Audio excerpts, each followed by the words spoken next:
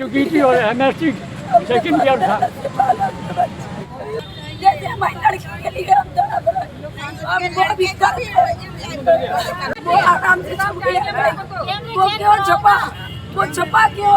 लेने क्यों बंद है? अगर वो चोर नहीं है, उसने मेरी लड़की को दांता दिया, मेरी लड़की को बताया। सुना आपने किस तरह ये महिला रो रो कर अपनी बेटी के साथ हुई खौफनाक हरकत की गवाही दे रही है।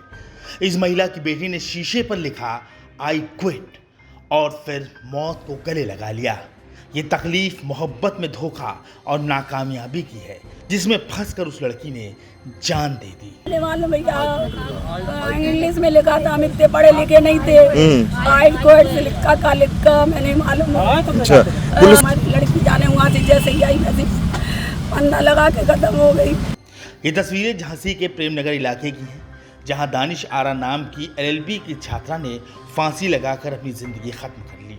परिवार का आरोप है कि इस कांड के पीछे उसका बॉयफ्रेंड असद मसूद और उसका परिवार जिम्मेदार है। दानिश कुछ महीनों पहले दांत में दर्द की शिकायत के बाद डॉक्टर असद मसूद के पास इलाज कराने गई थी। इलाज के दौरान दोनों में जान पहचान बढ़ी और फिर दोनों में दोस्ती हो गई। बातचीत का सिलसिला शुरू हुआ और संबंध प्यार में बदल गया। लेकिन 2 अप्रैल को असद ने किसी और से सगाई कर ली। दानिश को इसकी जानकारी 9 अप्रैल को मिली। दांत दिखाने जाती थी, ऐसे मुलाकात हुई इससे। अच्छा, कब, कितने समय पहले? अभी 4-5 महीने पहले। अच्छा, क्या झांसा दिया था उसने?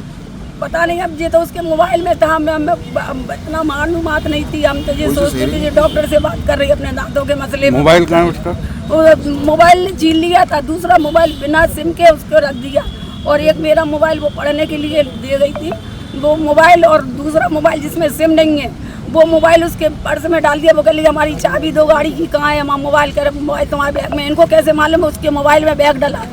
डॉक्टर असद ने सगाई कर ली थी। ये खबर सुनते ही दानिश टूट गई। वो असद के घर पहुंची और अपनी मोहब्बत की दुहाई देने लगी।